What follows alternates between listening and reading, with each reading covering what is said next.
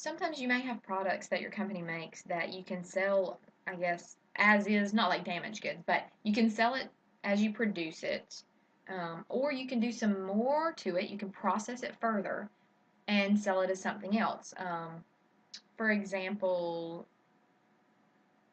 trying to give you an example I could think of. Of course, nothing's coming to me right now, but well, certain types of petroleum products.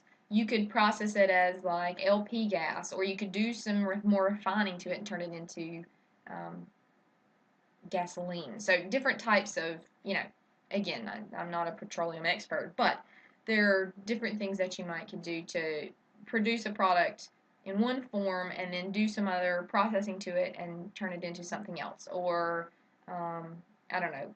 I remember an example from years ago of lumber that was a problem that I used to give.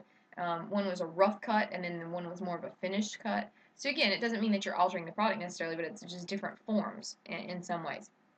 So you have to decide at what point you want to stop working on it and sell it. And would it be profitable for you to continue processing? So you can sell it now or you can process it further. So sell or process further is what this is generally called when you talk about it for differential items. So let's look at 3 different items. We're just going to use, product A, B, and C today. And I'm sorry, you're looking at a white screen while I talk.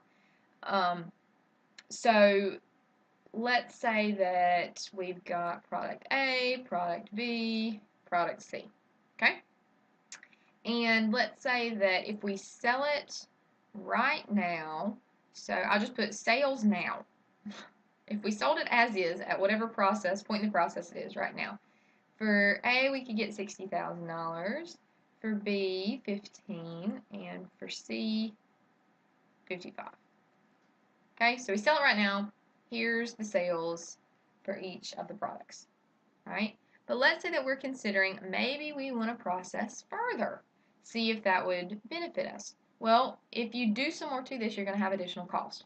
So let's do, we want to process it further and we want to look at what that will cost me. How much will it cost? So if I do some more work to product A, let's say it's going to cost me an additional $100,000.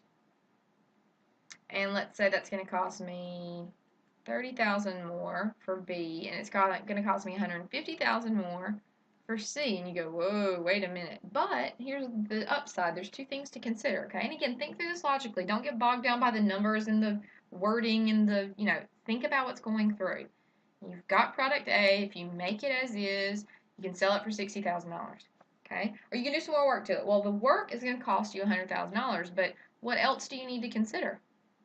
Well, if you do more work to it, you're probably going to charge a different amount because you've done more work and you've altered the product. So there's also, if you process it further, there's going to be a different sales amount to consider. So if you process it further, you can sell this not for $60,000, but now I can sell it for $190,000.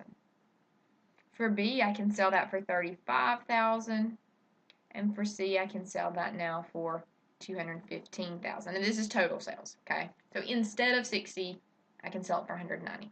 And that's with the additional $100,000 in additional costs, okay? So we need to figure out, should we process further?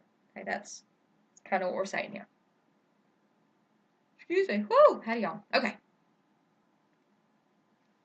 To figure out which one, or all, or neither, let's just set up again a differential analysis, and it's pretty much these same numbers. I mean, we could just reorganize them so that we're just looking at the process it further situation, I guess. So again, I'm just going to put A, B, and C back down here. A, B, C. All right, so our incremental, our differential revenue part, and I'll just say incremental. Incremental revenue. Again, incremental means additional. So what additional revenue do we get if we process A further? Well, originally we could get 60, but now we can get 190. That's a total though. What's the additional? By doing more to it, I got an extra what? I got an extra $130,000. So my incremental revenue is 130. Okay? Same thing for B here. We went from 15 to 35, so we got an extra $20,000 in revenue. We went from 55 up to 215. That was nice.